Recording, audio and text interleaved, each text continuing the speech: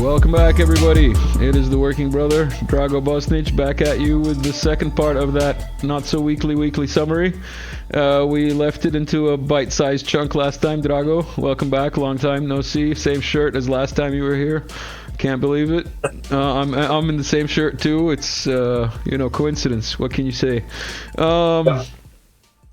Everyone, welcome back to the second part. Let's get one of these things going. Yes, subscribe if you're new here. This is a comedy show, and everybody knows Drago is a writer for the BRICS information portal. Let's get into Vietnam prioritizing Russian ties despite the U.S.'s attempts to pull it out into its orbit. What? Yep. Geopolitics is complicated, man, and it's all Russian propaganda.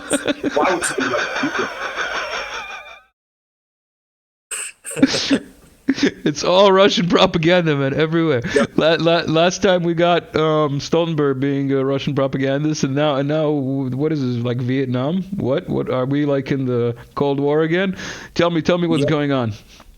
Yeah, like this specific article was like a response to all this U.S. claims that Vietnam is becoming like a sort of a U.S. ally, and that they're going to use this against China and partially against Russia and so on and so on.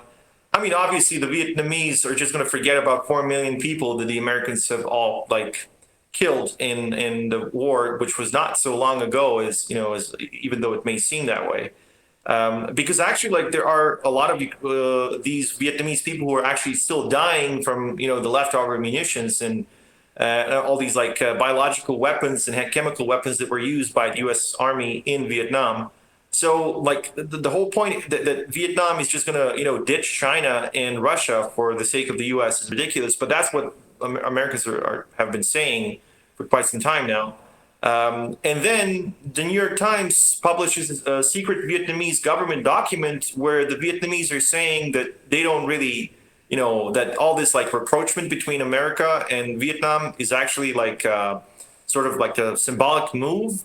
And that, the Vietnamese are open to economic cooperation, but not really like political and especially not military. And that Russia is still their primary security and military partner. And now Americans are in this like geopolitical limbo where they would have to impose sanctions on Vietnam for buying advanced Russian weapons, which Vietnam officially wants to buy Russian weapons. But if they do that, then they will push Vietnam firmly into the Eurasian or multipolar orbit. So like it's sort of like a very similar situation to India. Like India is also like a big client for Russian military industrial complex, but the one that's also sanctioned by the U.S. But they also don't want to push India further into the BRICS and these like other multipolar organizations. They want to keep India in the Quad, which is like sort of like an anti-Chinese alliance, which India is not really too keen on. Like they have their problems with China, but they don't want to be used as a pawn in America's geopolitical games against China. So it's sort of a similar situation, I guess. Got it. I think that pretty much outlines it. But yeah, the U.S. is trying to do that in a lot of places, Serbia included. It's like, yeah, we bombed you, but like we want to be your friend. Like, forget everybody else. We're your friend now. It's like, no, buddy. No, thank you. Well, at least some people still remember, so they're like, no. There's the retards who are like, oh, look, candy, shiny lights. Anyway, rabid Russophobia is now mandatory in the political West. I have no idea what you're talking about. I've not seen any Russophobia. I've not seen any Russophobia anywhere. Not even online. Not even like in Facebook policy or in YouTube suggested videos. Yeah. I mean, it doesn't exist. I guess Lars von Trier took a lot of chocolate and now imagines all this Russophobia. But in all seriousness, like the guy just said, hey, Russian lives matter too. And like he said that the F-16s that Denmark is going to be sending to the Kiev regime, they're going to kill people. and he said, well, it's bad to kill people, and then he was accused of hatred towards the Ukrainians, because obviously, if you don't want people to die, you hate Ukraine, right? That's the logic, I guess. Man, And all I have to say on that subject is like across my Telegram feed. Alina Lipp, I believe her name is Lipp. German, half Russian, I believe she is actually. Journalist who had to flee Germany, who is now based in Donbass and Moscow, somewhere in between there. And she was doing an interview with ZDF German television, and the like ZDF German reporter refers to the people of Donbass as Untermensch, as in the what is the definition of Untermensch? that's essentially like a Nazi term for people like that's what. And that's what the Germans during World War II, obviously not anymore, just only during World War II. Obviously not. Like Not anymore. No. They've been referring to the Russians and Serbs and Poles and all these like Slavic peoples, or Jews and Gypsies or Roma people, like anyone who was like seen as the the lesser race was considered Untermensch, and included like half of Europe. I mean, just half of Europe. It doesn't matter that much, right? So like these people. I mean, people. They don't have These qualms beings, about these human beings. these human beings. Let's call them human beings. Unfortunately, they are. They could be Like possessed. They could be possessed. You don't know. they could. Like maybe they That's took just much that's chocolate. the only. That's I don't think it's a chocolate. I think it's actual possession. That's the only definition that I've been able to like cope with. Um, it has to be. It has to be. Like otherwise they're not human.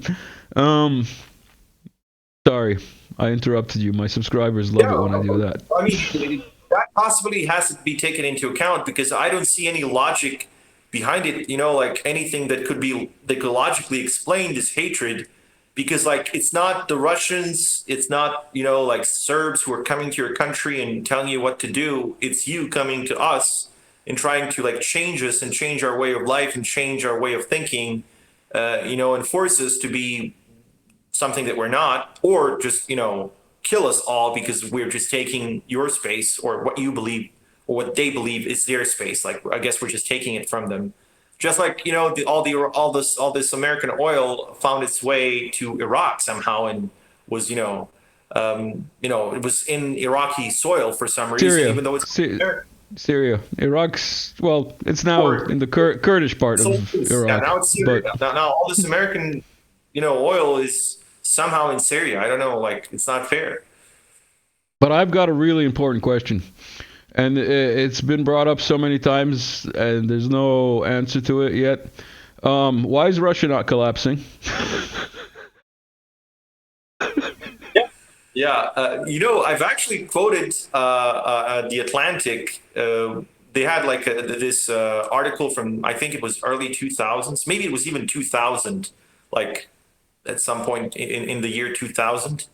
They had this article titled "Russia is Finished," and I read the article. Like the guy who wrote it wasn't even anti-Russian. He was just like he was even like showing remorse at how this former superpower was turning into a failed state and how it was over. Like it was done. And I advised everyone to find the article. It's just type in "Russia is Finished," The Atlantic, and you will find it on online. It's 23 years old at this point, and it's very like if you read the article, you will be certain that Russia is finished. And then like now, years later, it's anything but, right?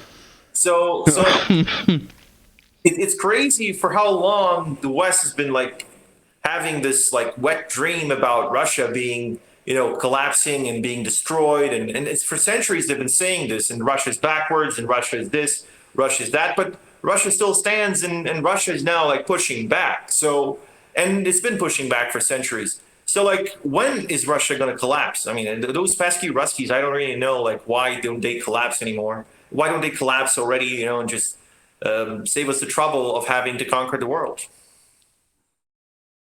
Yeah, what can I say? Let's see if I can get this centered here, because it's a little too big for the screen. There we go. Brussels Airlines runs 3,000 empty flights to main takeoff and landing slots. And then the comment down at the bottom, oh, come on, oh no. Anyway, the comment at the bottom said, thank God I washed out my tuna can so I could recycle the aluminum. The point is, the hypocrisy in the West is hilarious. And the economic hypocrisy is even more hilarious with the whole sanctions are working. The craziest part is all these claims that the CO2 is going to get us all killed and stuff like that. It's just ridiculous. I mean, CO2 is what, like 0.04% of the Earth's atmosphere. And CO2 is what plants breathe. CO2 is what plants breathe. Yeah, let's kill people forgot biology. Yeah, let's kill all the trees and let's pollute all the surface of the oceans because there are algae on the surface of the ocean which actually produce more CO2 than all the forests in the world. so let's just destroy all the environment because we have to reduce the CO2 for whatever reason. Yeah. This one also made me giggle. I didn't even finish reading the title and I was already giggling. You want to go into some of the details? Tell us exactly what you mean. They're crumbling. Yeah, as you remember now, approximately 6 months ago, they issued this arrest warrant for Putin and his children's rights secretary. The ridiculous. We actually did an episode about that. I think I'll leave a link. Yeah. Hopefully. Yeah. Hopefully I'll find the right one. Yeah. Continue. It's ridiculous because obviously the Russians had to evacuate all these kids from an active war zone, because that's what you do as far as I know. But then they were accused of kidnapping and forcefully relocating these kids to Russia, even though, and this was a story in The Guardian, I mean, everyone can see it, one of those former Ukrainian soldiers was allowed to get into Russia and take his kids with him to Estonia or some other place in the EU and NATO, and the Russian government actually helped him to get his kids back. So kidnapping. I've never seen that. I've never seen kidnapping. It would be the same as saying, oh well, the Nazis during World War II, well, they were helping Jews, to get their relatives in the to all camps. Congregate. They were helping them congregate in one place. Yeah, exactly. It's ridiculous. They're trying to portray Russia as the new Nazi Germany, and then it's ridiculous. The argument every time I see it, every time I hear it, especially having been there and having seen personally how many of the people in Russia are affected by the Second World War and how many directly have somebody that they've lost in the Second World War fighting actual effing Nazis. You know what I mean? And then to accuse those people and their descendants. Exactly. They got 30% of their country completely destroyed, razed to the ground. And even Churchill was talking about this when they were flying to Moscow. They said that they couldn't see, from the German border to Moscow, they couldn't see a one house standing in any of the cities they flew over. Why is that? Well, because somebody came to their country and killed everyone they could, everyone they saw, and razed everything to the ground. So this is ingrained in the lives of all Russians, or at least the vast majority of them. Comparing them to that is just crazy. But in the end, they still the Russians always show humanity towards their enemies, which might be a mistake sometimes, unfortunately. But the point is, right now, the whole consequences of this attempt to tarnish Putin's and Russia's reputation has backfired because countries are now trying to find ways to make their signature to the Rome Statute, which formed the ICC. Essentially or legally void. They're still part of the ICC, but they're trying to get legislation that's going to, disable ICC jurisdiction in these countries.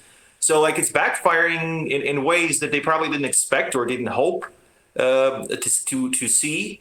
And now, especially this is true for South Africa, which is now working on legislation to make it possible for Putin to visit the country without him being arrested. Obviously, they're not going to arrest him, but the ICC can actually ask the UN to impose sanctions on countries that don't comply with the rules. So like countries are now thinking, well, why would I do this to myself? Why would I be a signatory to a court which is like completely and openly pro-Western when I can just like get rid of this and not have this hurdle, legal hurdle on my head for no reason. So the ICC, and this is what I wrote in the article when Putin was indicted, the ICC just shot itself in the foot, but also like it probably like shot itself in the head by doing so. I remember that quote. That was a little heavy. Let's get a little lighthearted because this is a comedy show. And this is not a parody. This is actual news. Tiny little aliens. First of all, they look bigger in the other photos. So this is the actual scale of these aliens from Mexico.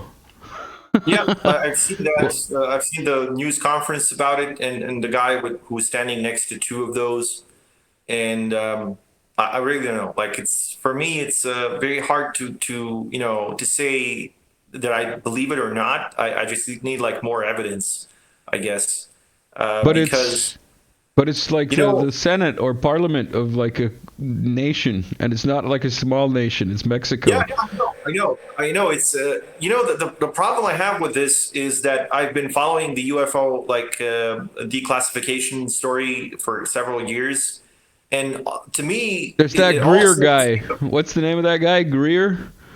Yeah, to me, it's very sketchy because they keep parroting the same story, the same narrative, and I'm always skeptical when it comes to the official narrative. Like every single time, like if they say something, I always try to see like what could be the reasoning behind it, and it always coincides when there's an actual important topic. Like for example, stopping your country from completely like dismantling itself. Through these neoliberal policies that are happening in the U.S. So like they keep talking about aliens and the UFOs. A lot of the UFO technologies that they're claiming exist. It's a lot of it is just military technology that we know countries have, especially like hypersonic sort of aircraft and missiles, which can maneuver in ways which we as humans don't expect or know. So like now they're claiming it's all UFOs.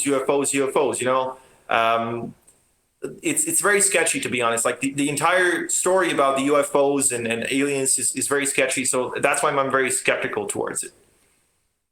What can I say? The truth is out there and I want to believe, but now that the government is telling me that the truth is out there and that I should believe, I'm of the same persuasion as you. Yeah. And actually one of the guys, I recently read an article like maybe a month ago where one guy actually put a title like that, I want to believe, but, and then you read the article and you realize that a lot of it's very sketchy. Yeah. You know what else is sketchy? Boris Johnson in Lvov at a university doing that like waving to the sun, I believe it's called. Very unfortunate hand movement, I guess. No, I don't think it was unfortunate at all. I think it was deliberate. What can you say? When you were in Rome, do as the Romans. When in Lvov, do as the Nazis. Oh, don't say that about that extremely peaceful and democratic city. Democratic city of lions. Yeah. Not because of the Nazi lion. Yeah, it has nothing to do with that. Yeah. We got another meme. Well, this is one I actually made. Oh, come on. This is also not... There we go. Countdown to winter. Yeah. And just doing his waiting. This was a meme from last year. Like, it was a non-stop, like, countdown to winter because Europe's going to freeze. And somebody mentioned it in some stream that I was listening to that, winter is coming again. And I was like, yes, it is. I should make a meme. So there. 97-ish days to winter. Um, Yeah. what do you think? You think it's going to be worse in Europe this year? Well, I do think it's going to be worse because Europe had like some sort of like reserves last year. I mean, gas reserves. Now, much of that is depleted already. And it's also going to get worse because the economies of European countries are going through an unraveling of sorts because like the main beneficiary of all this like is the United States, obviously, and in Europe is losing money and it's losing like it can't keep printing euros to buy what it needs because it's going to end up in even worse inflation than it already is. So Europe has to like well for lack of better terms get off its ass and start doing something, which means they have to like start talking to the Russians and all these other countries that might be alternatives to U.S. Energy imports. So, but unfortunately, Europe is not sovereign enough to do that. And at least like this Brussels administration is not going to allow Europeans to be independent as long as they're in power. Um, yeah, Europe's occupied. They've got no Yep. hope. And energetically speaking, they're being held in a noose, one could say. One of the articles that you sent along, or the last one that we got lined up for today, and my favorite recurring topic on here, is it World War III or is it not? You know? um, Yeah. what? This is like at this point, I guess it's old news, but what's been going on in recent months is that the U.S. has been contemplating the possibility of resuming its nuclear weapons testing, and like the reason why they want to do that is because that they have a new sort of nuclear technology and a very like let's say famous investigative historian. His name is I hope I'm not going to butcher his last name. Eric, I guess Zeus or Zeus. I'm not sure how exactly to pronounce his last name, but he's been very like like he's been posting very detailed articles about this for several years now, and it's called the so-called nuclear superfuse or superfusing technology, which essentially like it's like a new technology that amplifies the first strike capabilities of countries that deploy such technologies. And this technology is actually the reason why the Russians developed hypersonic weapons. It's a way to counter this, and most people don't even know about it. This is a program that started like even before Obama, I guess under Bush and Clinton administrations, but it actually went. It was escalated under Obama administration, and it's a very dangerous technology. But the point is like it's a new technology, so the U.S. needs new nuclear weapons tests to see if this works. They can't rely on the knowledge that they have from 1,000 nuclear tests they had during the Cold War. So they need to do it again. And they've been trying to find ways to circumvent these international treaties that they signed since the 90s that ban these nuclear tests. And they've also like imposed sanctions on North Korea for conducting nuclear tests. But now they have to spit on all that and do nuclear tests themselves. And if they do, well, the Russians will have to respond, I guess. Um, nuclear tests, huh? Yeah. I don't want to bring up any Fukushima conspiracy theories. Yeah. Well, yeah. I'm sure it has nothing to do with that. Like like natural disaster has nothing to do with nuclear weapons, I guess. Of course not. Yeah. And weather modification is also not real, which Yep. brings us neatly into our next surprise video. I've got a video. It came across my Instagram feed. I actually downloaded it. This is Libya, apparently. Yeah. A Like desert where flooding happens. Like it's a normal thing, right? Normal occurrence. this is absolutely normal weather. Nothing out of the ordinary here in Exactly. Libya. Yeah. I just wanted to play this for people because I've not seen anything like this. Not in Yep. Libya, not really anywhere else. Um, I mean, you live so, in Kuwait, right? There were tornadoes and flooding there all the time, right? listen, there is flooding from time to time. Like there is like a week of rain sometimes in the desert, and like it like there's stagnant water. But this is insane. There's like a tornado in the middle of Africa, and like all kinds of blue lighting, the same kind of blue lightning that was seen in Turkey and other places. I don't know. It's just weird. It must be natural. Do you remember Command and Conquer? I'll leave a link. Command and Conquer. Oh, I still play it. Excellent.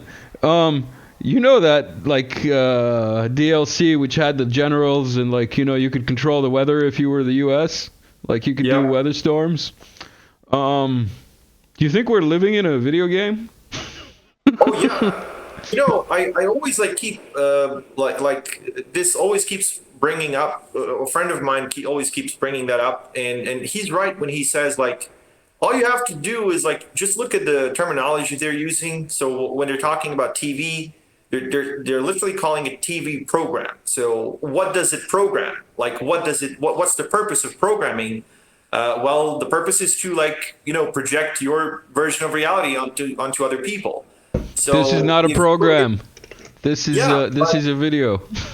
But this is like a video game which also serves for programming purposes, programming people, everyone else. So I guess like everything we've been watching on TVs and playing in video games and other media, it all serves to prepare us for the future that we are living now, I guess. So I'm not surprised by it at all. Yeah. On that subject, wait till you see this next video. Flamethrower dog. Like if you thought World War I and II flamethrower trenches was horrific, boy have I got something for you. Yeah, like what could go wrong? AI flamethrower dogs. Robot dogs.